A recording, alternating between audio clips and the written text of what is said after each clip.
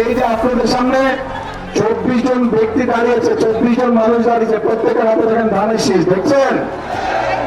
চেনেন এই 24 জনকে? এই 24 জনকে দায়িত্ব দিয়ে গেলাম এই 4 জেলার উন্নয়ন করার জন্য। তাদের হাতে ধানের শীষ দিয়ে তাদেরকে আমি দায়িত্ব দিয়েছি। এখন আপনারা আপনাদের দায়িত্ব বুঝে নিতে হবে তাদের কাছ থেকে। পারবেন? তাহলে 12 তারিখে পরিকল্পনা কি আপনাদের? ধানের শীষে ভোট দিতে হবে।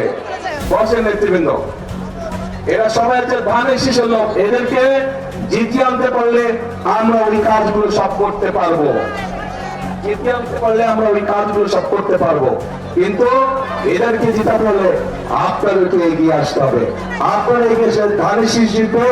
আপনারা এগিয়ে এসে ধানের শীষের পরিকল্পনাগুলো সব জনগণের জন্য বাস্তবায়িত হবে, দেশের মানুষের জন্য বাস্তবায়িত হবে। প্রিয় ভাই বোনেরা, আরেকটি পরিকল্পনার কথা আপনাদেরকে বলতে চাই। নারীদের কথা বলেছি, কৃষকদের কথা বলেছি, শিশুদের কথা বলেছি, তরুণদের কথা বলেছি, যুবকদের কথা বলেছি। আরেক শ্রেণীর মানুষ আছে আমাদের সমাজে, যে মানুষগুলো আমাদের জন্ম থেকে মৃত্যু পর্যন্ত আমাদের সাথে থাকেন। তারা সম্মানী মানুষ। তারা জীবনের বিভিন্ন সময় আমরা যখন বিভিন্ন মুসিবতে পড়ি সেই সময় তারা আমাদেরকে পরামর্শ দিয়ে থাকেন। সেই মানুষগুলো কারা? সেই মানুষগুলো হচ্ছে আমাদের বিভিন্ন মসজিদ, বিভিন্ন মাদ্রাসার ইমাম সাহেবরা, খতিব সাহেবরা, মুয়াজ্জিন সাহেবরা।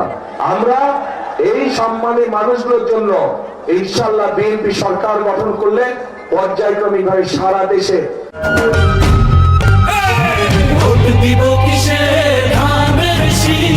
বিভিন্ন মসজিদ মাদ্রাসার ইমাম সাহেব, খতিব সাহেব যারা আছেন, মুয়াজ্জিন সাহেব আছেন, তাদেরকে আমরা সম্মানী দিতে চাই সরকারের পক্ষ থেকে, যাতে করে তারা সম্মানের সাথে জীবন যাপন করতে পারে। শুধু তাই নয়, একই সাথে আমরা তাদেরকে বিভিন্ন রকম ট্রেনিং দিব, যাতে করে তারা ভালোভাবে জীবন যাপন করতে পারেন।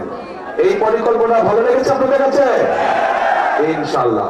এখন ভাই বোনেরা, 12 তারিখে তো আপনারা কি করবেন? হ্যাঁ, ধানের শীষে ভোট দিবেন। যাবেনটা কখন? ভোট দিতে কটার সময় যাবেন? দুপুর 12টায়? ও, দুপুর 11টায়? সকাল 9টায়? তো কখন? হ্যাঁ, তাহাজ্জুদের নামাজ পড়তে উঠবেন ওই দিন।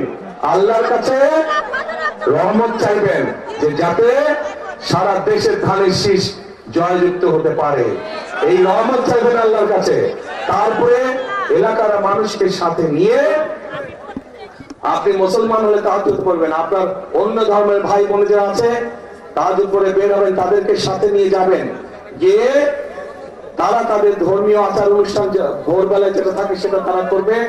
পাশে আপনারা মুসলমান যারা ফজরের জামাত আদায় করবেন, যার যার যেই ভোট কেন্দ্র, ভোট কেন্দ্রের সামনে, ঠিক আছে?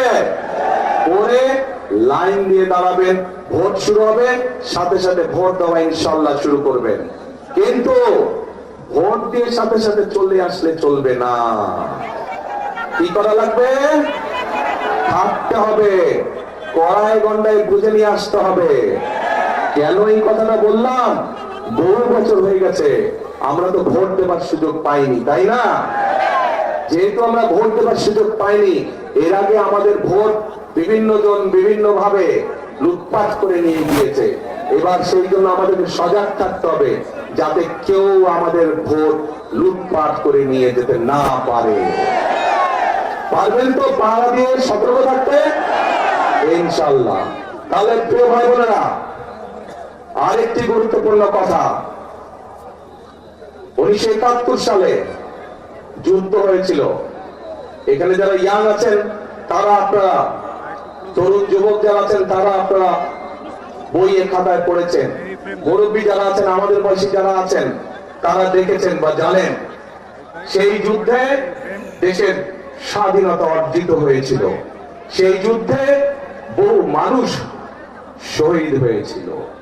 প্রিয় ভাই বোনেরা, পরবর্তীতে 2024 সালে 5ই আগস্ট সেই স্বাধীনতাকে রক্ষা করেছে এই দেশের ছাত্র জনতা সহ সমাজের সকল শ্রেণী পেশার মানুষ। প্রিয় ভাই বোনেরা, সে ৭১ সালে যুদ্ধই হোক, ২৪-এর আন্দোলনই হোক, কে পাহাড়ি মানুষ, কে সমতলের মানুষ, কে নিগত্তি মানুষ অথবা কে বৃহৎ জনগোষ্ঠীর মানুষ, এইটি কিন্তু কেউ দেখেনি। রাজপথে সবাই পাশাপাশি আন্দোলন করেছে। ৭১ সালের যুদ্ধের মাঠে সবাই একসাথে যুদ্ধ করেছে। কে মুসলমান, কে বৌদ্ধ, কে খ্রিস্টান, কে অন্য ধর্মের মানুষ, কেউ দেখে নাই। কাজেই এইবারে ১২ তারিখের নির্বাচনে আমাদের সকলকে একসাথে থাকতে হবে, ধর্ম বর্ণ নির্বিশেষে আমাদেরকে একসাথে থাকতে হবে। কারণ আমরা যদি একসাথে থাকি, আমরা যেভাবে স্বাধীনতা অর্জন করেছি, আমরা যদি একসাথে থাকি, আমরা যেভাবে স্বৈরাচারকে বিদায় করেছি, আমরা যদি ইনশাল্লাহ সামনের দিকেও এক থাকি, তাহলে অবশ্যই আমরা এই বাংলাদেশকে ভবিষ্যতে আমাদের সেই প্রত্যাশিত বাংলাদেশের দিকে নিয়ে যেতে পারবো। কে বোঝা গেছে ভাই? সেই প্রত্যাশিত বাংলাদেশকে যদি গড়ে তুলতে হয়, তাহলে স্লোগান হবে একটাই। কি সেই স্লোগান?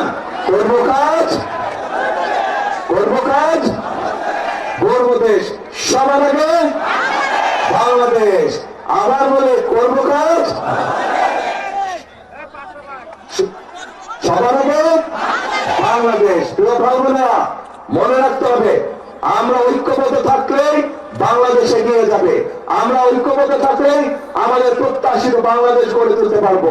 আমরা ঐক্যবদ্ধ থাকলেই জনগণের শাসন কায়েম করা সম্ভব হবে। আমরা ঐক্যবদ্ধ থাকলেই জনগণের প্রতি জবাবদিহিতা নিশ্চিত করা সম্ভব হবে। কাজে আসুন, আমাদের আজকের এই নির্বাচনী জনসভার শপথ হোক, আমরা এই বাংলাদেশকে জনগণের বাংলাদেশে পরিণত করব। আমরা এই বাংলাদেশকে জনগণের কাঙ্ক্ষিত বাংলাদেশে রূপান্তরিত করব। শেষ কথা, এক কথা, করব কাজ, গড়ব দেশ, সবার আগে বাংলাদেশ। আল্লাহ হাফেজ। বাংলাদেশ জিন্দাবাদ, বাংলাদেশ জাতীয়তাবাদী জিন্দাবাদ। আপনাদের সাথে আবার ১২ তারিখের পরে দেখা হবে। কোথায় দেখা হবে? খাল খনন কর্মসূচিতে দেখা হবে। খাল খনন কর্মসূচি, সবাইকে কোদাল নিয়ে আসতে হবে। পারবেন ইনশাআল্লাহ। আল্লাহ হাফেজ। বিএনপির চেয়ারম্যান জনাব তারেক রহমান, তারেক রহমানের আগমন, শুভেচ্ছা স্বাগতম।